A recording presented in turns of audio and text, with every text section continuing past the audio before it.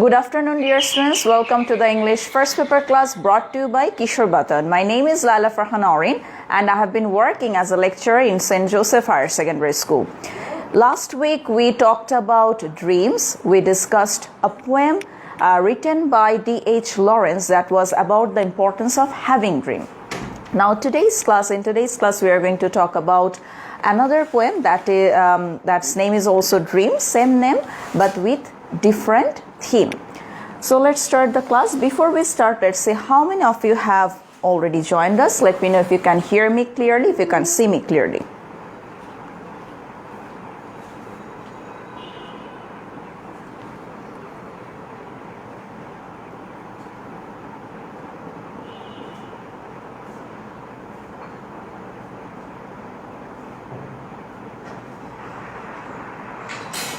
Good afternoon, dear. Working as a lecturer in St. Joseph Higher Secondary School. Last week we talked about dreams. We discussed a poem written by D.H. Lawrence that was about the importance of having dreams. Okay, so I've got a lot of students already with me. Share the class to your friends so that they can join us too.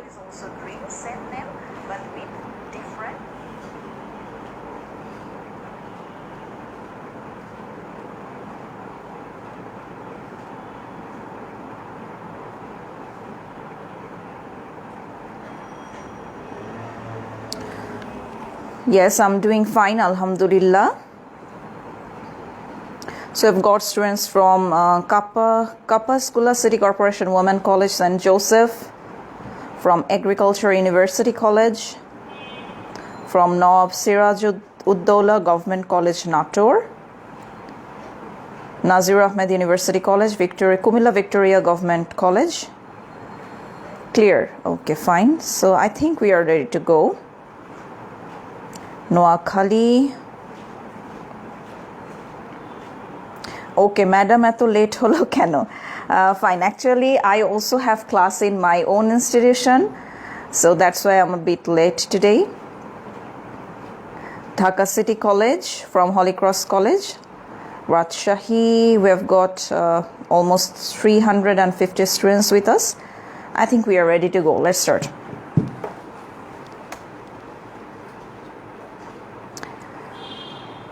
Dream.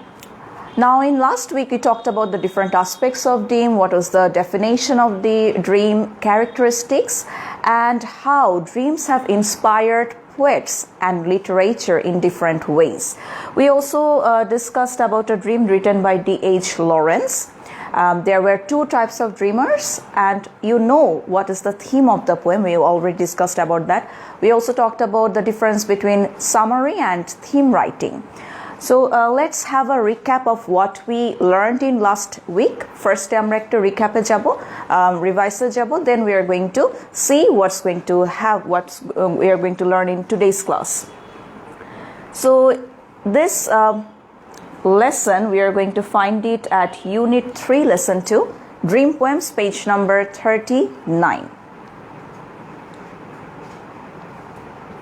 The question that we are going to have in our exam is in number 11.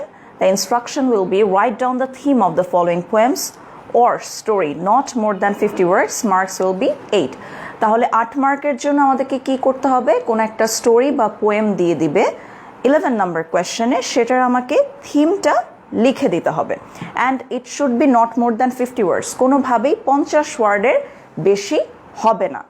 So it's going to be really short. খুবই শর্টে আমরা লিখব লেখাটা।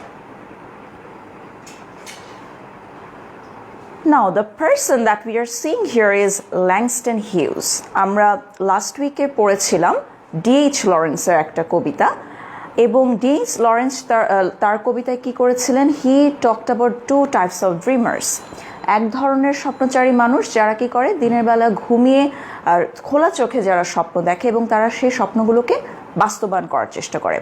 অন্যদিকে আরেক ধরনের ড্রিমার্সদের কথা বলা ছিল সেই কবিতায়, যারা কি করেন, যারা ঘুমিয়ে স্বপ্ন দেখেন এবং সকালে উঠলে সেই স্বপ্নটা ভুলে যান। তারা সেই স্বপ্নটার পেছনে, সেটাকে বাস্তবায়ন করার পেছনে কোনো রকম শ্রম বা পরিশ্রম দেন না। নাও Langston Hughes, he also wrote a poem about dream. He actually wrote many poems about dream. ওনার আমরা যে কবিতাটা পড়বো that is dreams. আরও একটা কবিতা আছে dreams differ. That's also a very famous one. তোমরা চাইলে ইন্টারনেটে ওই কবিতাটাও পড়ে নিতে পারো. So let's have some information about this poet. Langston Hughes was an American poet. So he was born in 1902. তার মানে 1902 সালে তিনি জন্মগ্রহণ করেন and he died in 1967. He was a poet, novelist and playwright from Joplin, Missouri. তাহলে উনি একজন American ছিলেন এবং তিনি একাধারে একজন কবি, একজন ঔপন্যাসিক এবং একজন নাট্যকার ছিলেন. তিনি কোথায় জন্মগ্রহণ করেন? তিনি জন্মগ্রহণ করেন মিজোরিতে. Now it's very important to to know about the poet first before we approach to a poem. কারণ একজন কবির সম্বন্ধে যদি আমরা না জানি, একজন কবির তার ব্যক্তিত্ব কেমন ছিল, তিনি তার জীবনকালটা কেমন ছিল সেটা না জানলে অনেক সময় তিনি কি বলতে চাচ্ছেন, তার বক্তব্যটা কি, এটা অনেক ক্লিয়ারলি বোঝা যায় না. He was, and it's also very important for your admission test too. After HSC, when you have to get to admit into an university, basically in public universities, সেখানে কি হয় যে কোয়েশ্চেনগুলো থাকে, many of them are from literature. And it's also very important for your general knowledge. একজন কবি সম্বন্ধে তুমি কবিতা পড়ছো, অবশ্যই তার সম্বন্ধেও জানাটা আমি মনে করি এটা আমাদের দায়িত্বের মধ্যে পড়ে. He was one of the earliest innovators of the then new literary art form called jazz poetry. So তিনি কি ছিলেন দেখো, সেই সময় তৎকালীন সময়ে নতুন এক ধরনের পোয়েট্রির ফর্ম উদ্ভাবিত হয় and he was one of the pioneer of that. সেই পোয়েট্রিটা কি ছিল? Jazz poetry. Hughes was also a leader of the Harlem Renaissance, which attempted to bring changes in the lives of the black people in the 1920s. Harlem Renaissance. So তৎকালীন সময়ে আমেরিকাতে এক ধরনের রেনাইসা বা এক ধরনের জাগরণ হয়. সেই জাগরণটা কি ছিল? It was a social, it was a cultural type of, you can say, it's not a movement basically, it was a kind of enlightenment. So একটা নতুন ফর্ম চালু হচ্ছিল, একটা নতুন স্টাইল লিটারেচারের সাথে ইমার্জ করছিল. And that style, that Renaissance was known as Harlem Renaissance. এবং Harlem Renaissance main focusটা কি ছিল, or what was the purpose? The main focus was to bring change in the lives of black people. তৎকালীন সময়ে যারা কৃষ্ণাঙ্গ ছিল তাদের জীবনে যাতে একটা পরিবর্তন আসে, একটা পজিটিভ চেঞ্জ আসে, এই পরিবর্তনটা আনার জন্যই এই রেনেসান্সটা শুরু হয়.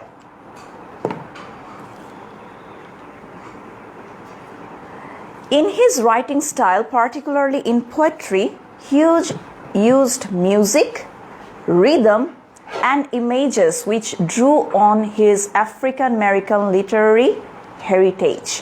তাহলে তিনি তার কবিতার সাথে কি ধরনের আদার আর্ট ফর্ম বা কি ধরনের তিনি টেকনিক বা ইউজ করা শুরু করেন দেখো, music, rhythm and image. Huge attempt to portray the low life in his poetry. So তিনি তার কবিতার মাধ্যমে, যদিও এখানে লো লাইফ বলা হয়েছে, এটা আসলে কৃষ্ণাঙ্গ মানুষদের যাদের জীবন ছিল তাদেরকে, they were subject to race discrimination. তো তাদের যে জীবন, সেই জীবনটাকে তিনি তার লেখার মাধ্যমে পোর্ট্রে করার চেষ্টা করতেন এবং তিনি তাদেরকে উদ্বুদ্ধ করার চেষ্টা করতেন. Now these are the name of some of his popular poems. His popular poems include The Blues, Still Here, Walkers with the Dawn, Ardella, I Too Sing America, Mother to Son, White Girl, Dream Deferred. Dream Deferred is a beautiful poem. You should read that. অবশ্যই বাসায় একবার পড়বেন নিজেরা. Acceptance, April Rain Song, Democracy, Negro Dancers, My People, and Let America Be America Again. So these are those of his popular works.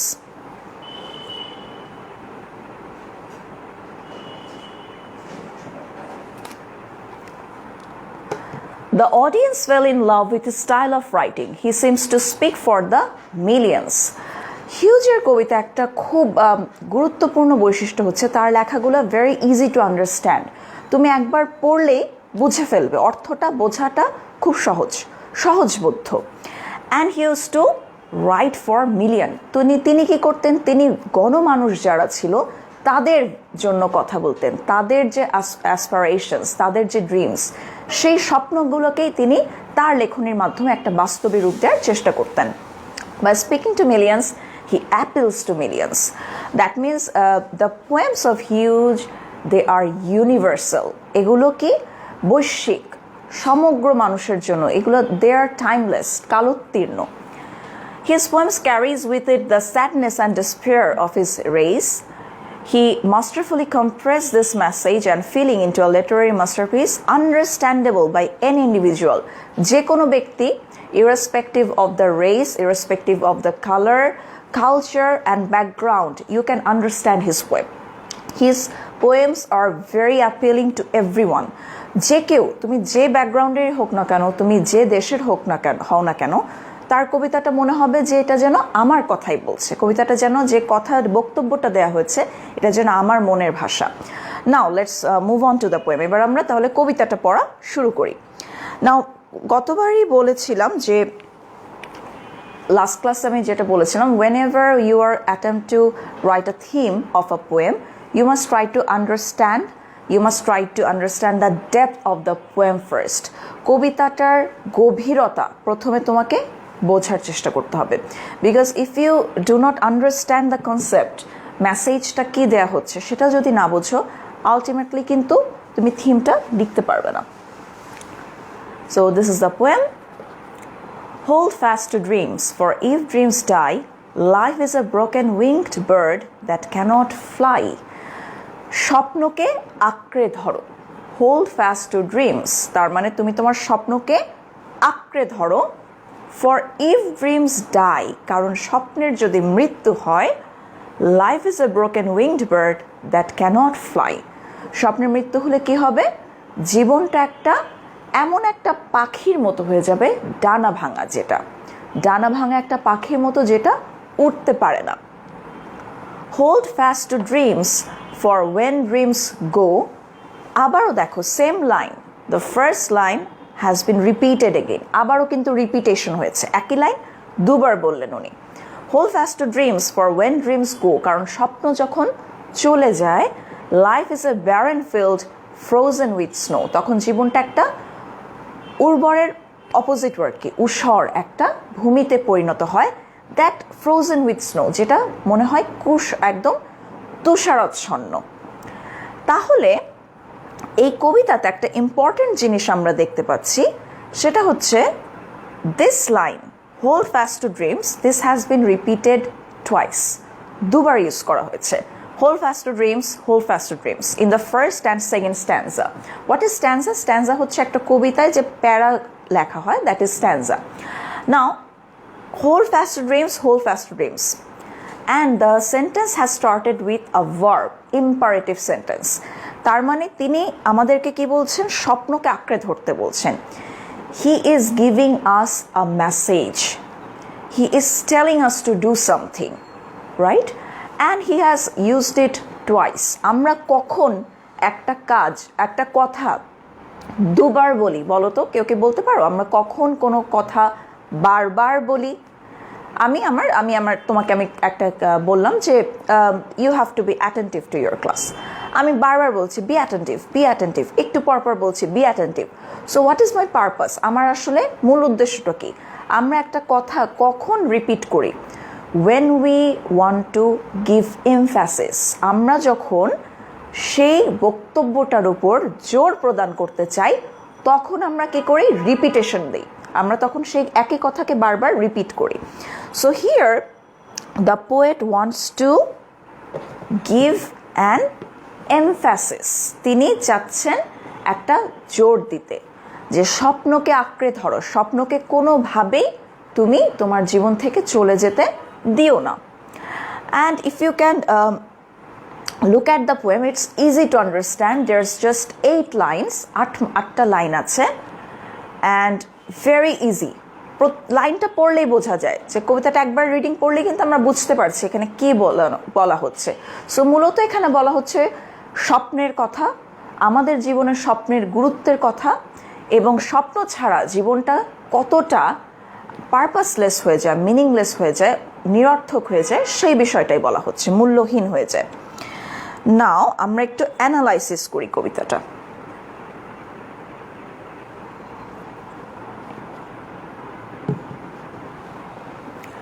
Hold fast to dreams, for if dreams die, life is a broken winged bird that cannot fly. Now, when I'm reading this lines, আমি যখন লাইনগুলো পড়ছি, automatic দেখো তোমার চোখের সামনে একটা দৃশ্য চলে আসছে, একটা পাখি যেটার ডানা ভাঙা এবং যেটা উঠতে পারছে না। তাহলে কবি এখানে একটা টেকনিক ইউজ করেছেন, একটা লিটারারি ডিভাইস ইউজ করেছেন। This is known as imagery, ঠিক আছে, দৃশ্যপট তৈরি করা। So when we are reading the poem we can visualise something, আমাদের চোখের সামনে মনে হচ্ছে একটা কোনো কিছু, একটা দৃশ্য চলে যাচ্ছে, we can see that, we can visualise that. So this is known as imagery. Remember, প্রথমেই কিন্তু আমরা রাইটিং স্টাইলে পড়েছিলাম যে ল্যাংস্টন হিউজ তিনি তার কবিতায় রিদম, ইমেজ এই দুটো খুব বেশি ইউজ করেছেন। Now the second stanza, hold fast to dreams, for when dreams go, life is a barren field frozen with snow. Again, image. আবারও আমাদের সামনে একটা পিকচার চলে আসছে, যে সেই পিকচারে কি আছে দেখো, a barren field. What is barren? Barren মানে হচ্ছে ঊষর, যেখানে কোনো কিছু নতুন করে কোনো উর্বর না, যেখানে কোনো কিছু কি করা যায় না, গ্রো করা যায় না, হারভেস্ট করা যায় না। Frozen with snow. Always remember, স্নোকে কিন্তু ইমোশনলেস বা কোল্ডনেসের সাথে কি করা হয়, এক ধরনের সিম্বল হিসেবে এটা ইউজ করা হয়। So whenever we are talking about snow, যদিও আমরা মুভিতে যখন দেখি আমাদের কাছে, সিন্স আমাদের দেশে স্নোয়িং হয় না, আমাদের কাছে স্নোটা অনেক something that is very romantic, কিন্তু actually if you think about American literature, if you think about English literature, সেখানে স্নোটাকে কোল্ডনেসের সাথে তুলনা করা হয়েছে, something that is very cold, যেটা emotionless, it is something that is negative. In literature এটাকে বেশিরভাগ ক্ষেত্রেই নেগেটিভ ওয়েতে ইউজ করা হয়, ফ্রোজেন উইথ স্নো। সো দেখো এখানে আমরা একটা পিকচার দেখতে পাচ্ছি, একটা ফিল্ড, সেখানে তুষারে ঢাকা পড়ে গিয়েছে। এখন এই যে কোল্ডনেসটা, এখানে নিশ্চয়ই নতুন করে কোনো কিছু কি হবে না, কোনো কিছু উর্বর না, এটা এখানে নতুন করে কোনো কিছু জন্মানো যাবে না। তার মানে আমাদের লাইফে ড্রিমের, স্বপ্নের গুরুত্বটা কি? গুরুত্বটা হচ্ছে দুটো। এক, স্বপ্ন ছাড়া আমাদের জীবনটা কি হয়ে যায়, ডানা ভাঙা পাখির মতো। সো ডানা ভাঙা পাখির, চিন্তা করো একটা পাখির কথা, একটা পাখি তার কিন্তু সবচেয়ে বড় আনন্দ হচ্ছে উড়ে বেড়ানো। A bird is born to fly. So সেই পাখিটার আমি যদি ডানা ভেঙে দিই, maybe that bird is going to be alive, but is that life worth living? সেই পাখিটার এই যে বেঁচে থাকাটা, উঠতে না পারা, এটাকে আসলে বেঁচে থাকা, এটা কিন্তু বেঁচে থাকা না। ঠিক সেরকম মানুষের জীবনে যখন স্বপ্ন হারিয়ে যায়, যখন স্বপ্নের অপমৃত্যু ঘটে, সেই মানুষটার সামনে কোনো আশা থাকে না, দ্যাট পারসন বিকামস হোপলেস। তাহলে যে একটা হোপলেস স্টেট, তখন মানুষের কি মনে হয়, তার জীবনটাকে অনর্থক মনে হয়, মনে হয় যে এই জীবনে আসলে বেঁচে থাকার কোনো অর্থই নেই। Because dream is the driving force of a man's life. একটা মানুষের জীবনে ড্রাইভিং ফোর্স হিসেবে কাজ করে কিন্তু তার স্বপ্ন। সেই স্বপ্নটার মৃত্যু হওয়া মানে কিন্তু আলটিমেটলি সেই মানুষটার, তার যে স্পিরিট, তার যে আত্মা, সেটার মৃত্যু হওয়া। নাও সেকেন্ড স্ট্যান্জাতে আমরা আবার দেখতে পাচ্ছি, the poet is saying life is a barren field frozen with snow. যখন স্বপ্ন মানুষের জীবন থেকে চলে যায়, তখন অনুর্বর হয়ে যায় জীবনটা। সো ড্রিমস মেক আস প্রোডাক্টিভ, আমাদেরকে প্রোডাক্টিভ কোনো কিছু করতে সাহায্য করে কিন্তু আমাদের স্বপ্ন। তাহলে আমার জীবনে যদি স্বপ্নই না থাকে, I am not going to do anything productive, I am not going to achieve any goal. আমার জীবনে কোনো লক্ষ্যই থাকবে না। এবং আমি জীবনে যদি কোনো একটা লক্ষ্য না থাকে, তখন কিন্তু জীবনটা কি হয়ে যায়, monotonous, it comes to a standstill. মনে হয় যেন জীবনটা থমকে গেছে কোথাও, তাই না? সো দেখো কবি এখানে খুব সহজ ভাষায় আমাদেরকে কত সুন্দর একটা মেসেজ দিচ্ছেন। হ্যাঁ, অবশ্যই কখনো কখনো এরকম হয়, not all our dreams come true, আমাদের সব স্বপ্ন কিন্তু সত্যি হয় না। But should we let our dream go? আমাদেরকে আমাদের স্বপ্নকে কখনো ছেড়ে যাওয়া উচিত বা স্বপ্নের অপমৃত্যুকে ঘটানো উচিত না। Even if we fail to make our dream come true, we should not quit dreaming. কখনো স্বপ্ন দেখা বন্ধ করা যাবে না। You should always have some goals in your life. জীবনে সবসময় কি থাকা লাগবে? একটা লক্ষ্য থাকা লাগবে, সেই স্বপ্নের উদ্দেশ্যে কাজ করা লাগবে। সো ইটস ভেরি ইম্পর্টেন্ট, তাই না? Now I can see that many of you are talking about things that are not relevant to the study. ক্লাসে মনোযোগ দাও, ক্লাসে মনোযোগ দাও।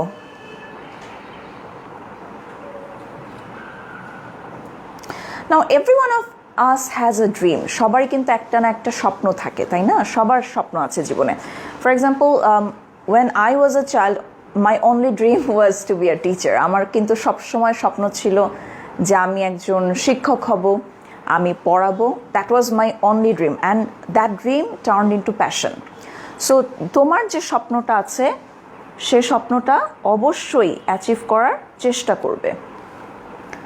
The theme of Dreams by Langston Hughes is about not giving up on what you want in your life. তুমি তোমার জীবন থেকে যা চাও সেটাকে কখনো কি করা যাবে না? Do not give up hope. Do not give up your dream. সেটাকে কখনো হারানো যাবে না। He says to hold fast to dreams and not let them go. For if you do, your life will be meaningless and unfulfilled. কারণ তুমি যদি সেটা করো, তোমার জীবনটা কি হয়ে যাবে? অপূর্ণ থেকে যাবে। He shows this theme through his use of figures of speech. তাহলে বিভিন্ন রকম লিটারারি ডিভাইসের মাধ্যমে, যেগুলোকে ফিগার্স অফ স্পিচও বলা হয়, সেটার মাধ্যমে কবি কী করেছেন? এই মেসেজটাই বারবার দেওয়ার চেষ্টা করেছেন। নাও আমরা খুব কুইকলি দেখে নিই কী কী ফিগার অফ স্পিচ এই কবিতাটাতে ইউজ হয়েছে। Again I am saying figures of speech is very important for your admission test. Admission test যখন পরবর্তীতে তোমরা ওই ধাপে যাবে, figures of speech literary device থেকে কোয়েশ্চেন আসেই। Life is a broken winged bird that cannot fly is the first metaphor he uses. তাহলে কবিতায় প্রথম যে মেটাফোরটা তিনি ইউজ করেছেন সেটা হচ্ছে life is a broken winged bird that cannot fly. স্বপ্ন ছাড়া জীবনটা হচ্ছে একটা ডানা ভাঙা পাখির মতো। Hughes compares losing dreams to living a life like a bird that is unable to soar and achieve flight. এমন একটা পাখির সাথে জীবনকে তুলনা করা হয়েছে যে পাখিটা কি করতে পারে না? উঠতে পারছে না। Something essential to the bird's happiness. কিন্তু এই পাখিটার কাছে কিন্তু তার ফ্রিডমটাই সব কিছু। এই পাখিটার কাছে তার উড়ে বেড়ানো এটাই হচ্ছে সবচেয়ে বড় আনন্দ। সেই আনন্দ থেকে সে কিন্তু কি হয়ে যাবে? বঞ্চিত হয়ে যাবে। The second metaphor, life is a barren field frozen with snow, also represents how a life without dream is similar to one frozen in a barren field. Second মেটাফোরটা কি ইউজ করা হয়েছে? সেখানে কবি বলেছেন যে যে জীবনের স্বপ্ন নেই সেটা একটা ঊষর ভূমির মতো, যেটা তুষার দিয়ে Dhaka. Life would not have any meaning because giving up your dream is also giving up on your potential and opportunity. Remember productivity কখন হয়? যখন আমার হাতে একটা অপরচুনিটি থাকে এবং আমি সেই অনুযায়ী কাজ করি। এখন আমার জীবনে যদি স্বপ্নই না থাকে তখন আমি কি হয়ে যাব? I am not going to unleash my potential. I am not going to use the opportunities that I have in my life. I'm sure now here you have a confusion. What is metaphor? আমি বারবার বলছি একটা metaphor use এখানে করেছে, দ্বিতীয় metaphor এখানে use করেছে। তোমাদের মাথায় নিশ্চয়ই বারবার কোয়েশ্চেনটা আসছে যে মেটাফোর আসলে জিনিসটা কি। চলো দেখি নেই মেটাফোর কি। So what is figure of speech or Literary device? Literary device হচ্ছে একজন কবি, একজন সাহিত্যিক, তিনি তার লেখাটাকে রিডারদের কাছে অ্যাপিলিং করার জন্য বিভিন্ন রকম টেকনিক ইউজ করে। এগুলোকে এক একটাকে বলে লিটারেরি ডিভাইস। আমি খুব সহজ ভাষায় তোমাকে বলছি কথাটা। A metaphor is a figure of speech that makes a comparison between two things. দুটো জিনিসের মধ্যে একটা কি করবে? তুলনা করবে। তুলনাটাই হচ্ছে metaphor. As a literary device, metaphor creates implicit comparison without the express use of like or as. এখন কম্পেয়ার কিন্তু দুইভাবে করা যায়। আমরা বলি না যে সে দেখতে ফুলের মতো, that girl looks like a flower. তাহলে আমি যখন এই মেয়েটাকে একটা ফুলের সাথে তুলনা করছি, I am comparing her beauty to a flower, but I have use the word like. আমি ওখানে একটা লাইক ইউজ করেছি। Now if I say the girl is a flower, এই মেয়েটাই একটা ফুল, you still know that I'm actually comparing her beauty to the flower. But আমি এখানে লাইকটা ইউজ করিনি। মেটাফোরে লাইক বা অ্যাজ ইউজ হবে না, লাইক বা অ্যাজ ব্যবহার করা হবে না।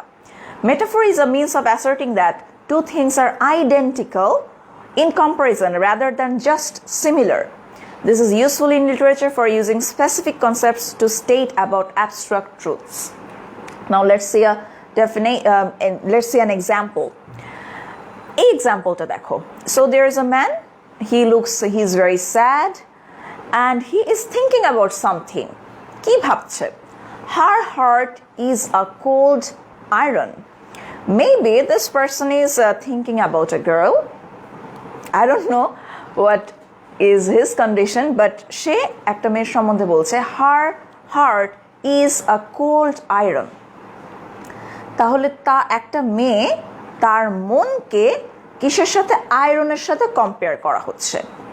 দেখো অ্যাজ বা লাইক এখানে ইউজ করা হয়নি। A metaphor use to indicate lack of sensitivity, তার মানে ইমোশন বলা হচ্ছে কি একটা মানুষের মন তো আর আয়রন দিয়ে তৈরি হতে পারে না। বাট আমরা কখন এই ধরনের কথা বলি? যখন আমাদের কাছে মনে হয় যে বাংলায় আমরা বলতে পারি পাষাণ হৃদয়, না? সো কারো মন আমরা যদি মনে হয় that person is emotionless, that person is not sensitive, that person doesn't have that much feeling, then we say her heart is cold, her heart is a iron, cold iron. So here we are using a metaphor. Let's look at the second example. Life is a journey, find your own way. Very good example. We often use this example without even being aware of the fact that we are using a metaphor. আমরা যে কত metaphor প্রতিদিন আমাদের কথার মধ্যে use করি, আমরা হয়তো সেটা জানিও না। সো দেখো এখানে বলা হচ্ছে লাইফ ইজ আ জার্নি। জীবনটা হচ্ছে কি? জীবনটা হচ্ছে একটা জার্নি, একটা ভ্রমণের মতো। Find your own way. So here life is being compared to a journey.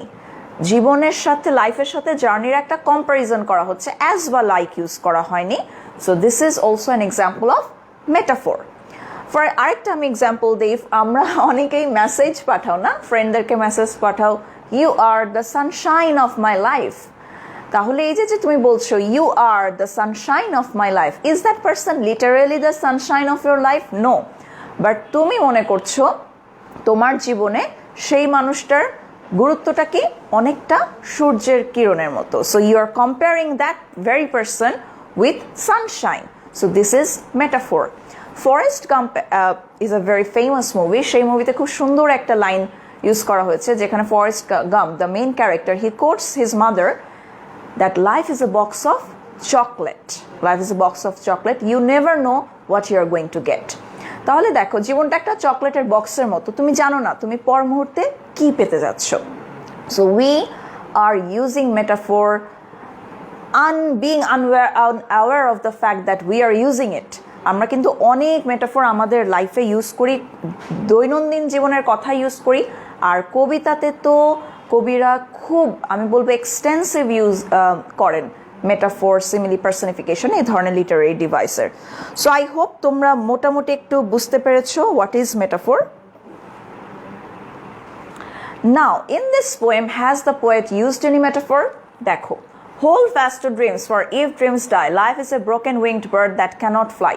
So here life without dream is being compared to a broken winged bird. স্বপ্ন ছাড়া জীবনকে একটা ডানা ভাঙা পাখির সাথে কম্পেয়ার করা হয়েছে without the use of as or like. That means this is a metaphor. Second metaphor. Hold fast to dreams, for when dreams go, life is a barren field frozen with snow. So life without dream is being compared to a barren field frozen with snow. Again, an example of metaphor. Now, when we are going to write the theme, what are the things that we have to do? First of all, try to understand the depth of the poem. Try to go below the surface. তুমি খালি চোখে যেটা দেখছো যে ইনফরমেশনগুলো কবিতা দেওয়া আছে সেটা আসলে থিম না, that is the summary, that are the main points. কিন্তু যে ডিপার আন্ডারস্ট্যান্ডিং, যে আত্মোপলব্ধি বা ইনার মিনিং একটা কবিতার মধ্যে থাকে, সেটাই হচ্ছে সেই কবিতার theme. So you have to go see below the surface. You have to go below the surface. Theme is defined as the main idea or an underlying meaning of a literary work which may be stated directly or indirectly. তাহলে এখানে একটা কি, এটা সবচেয়ে গুরুত্বপূর্ণ point হচ্ছে এটা underlying meaning, যে অর্থটা থাকবে সে অর্থটা কি থাকবে, সেটা অন্তর্নিহিত অবস্থায় থাকবে। As a literary device, theme is the central topic or idea explored in a text. The theme is generally not stated explicitly in the text, but instead it is expressed. কবি বিভিন্নভাবে সেটাকে প্রকাশ করেন। Now this is a paragraph what I have written. আমি নিজে এটা লিখেছি, তোমাদেরকে এটা পড়ে বলতে হবে, is this the summary or is this the theme? The poem is about the importance of হবে, yes, about the importance of having dream or hope in our life. According to the poet, if dreams die, life will be like a bird with damaged wings that cannot fly. When dreams go away, life becomes barren field covered with frozen snow. So the question is this the theme or is this the summary? Tell me the answer. আমাকে অ্যান্সারগুলো পাঠিয়ে দাও comment বক্সে যে এটা কি theme নাকি summary. What is it?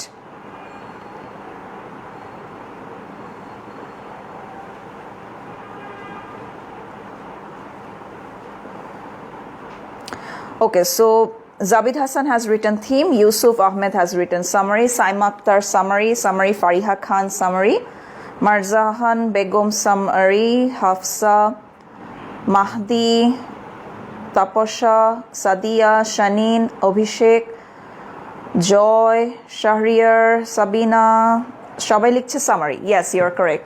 This is the summary of the poem.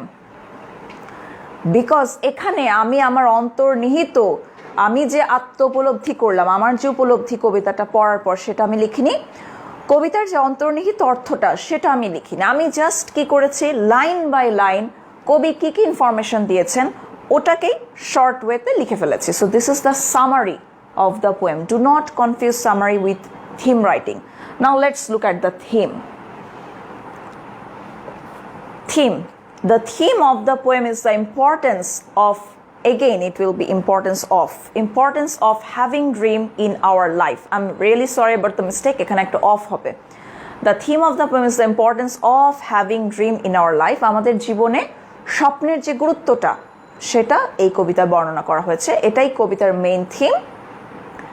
Dreams give our lives meaning and purpose. স্বপ্ন আমাদের জীবনকে কি দেয়, একটা উদ্দেশ্য দেয়, স্বপ্ন আমাদের জীবনকে একটা অর্থ দেয়।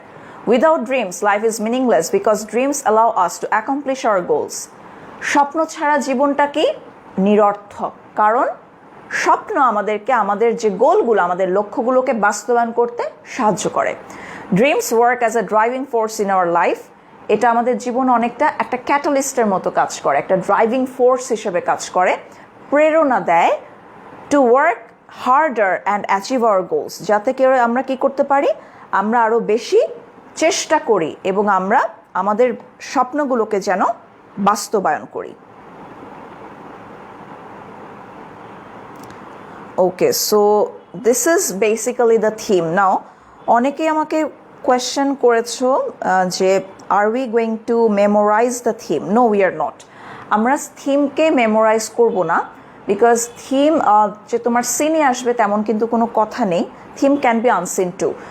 বইয়ের যে কবিতাগুলো আছে সেটার বাইরেও একদম আনসিন কোনো কবিতাও দিয়ে দিতে পারে। So it's better to try to understand the theme of the poem. আমাদেরকে চেষ্টা করতে হবে কবিতাটা বোঝার জন্য। Second thing is, theme can be written in different ways. আমি একভাবে লিখেছি, আরেকজন টিচার আরেকভাবে লিখতে পারেন। তার মানে এটা না যে আমি ভুল তিনি সঠিক বা তিনি সঠিক আমি ভুল, এবং তুমিও ভুল না। তুমি যদি ইনার মিনিংটা সঠিকভাবে বুঝতে পারো এবং তুমি যদি সঠিকভাবে লিখতে পারো, then your perspective must be accepted by the teacher. তোমার দৃষ্টিভঙ্গি যদি সঠিক হয়ে থাকে এবং তুমি যদি সঠিক শুদ্ধ ভাষায় লিখতে পারো, তাহলেই হবে। So there is nothing to memorise here, you just have to understand, that's ইট।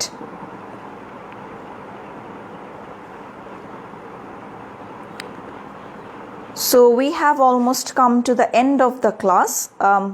আগেই তোমাদেরকে বলেছিলাম যে আমরা এই উইক থেকে সেকেন্ড পেপার শুরু করব। Tomorrow we are going to have a class on introduction to English second paper. English second paper এ কি ধরনের টপিক থাকবে, তোমাদের কি গ্রামাটিক্যাল রুলস আমাদের বা গ্রামার টপিকস আমাদেরকে কভার করতে হবে, সেই বিষয়গুলো আমরা জানবো কালকের ক্লাসে। So don't miss the class because this is going to be the very first class of English second paper. ক্লাসটাকেও মিস করবে না, সাথে থেকেও share the class to your friends. And if you want to rewatch the class, you can find it at Kishore Batan's album, English First Paper নামে যে অ্যালবামটা আছে সেখানে পেয়ে যাবে।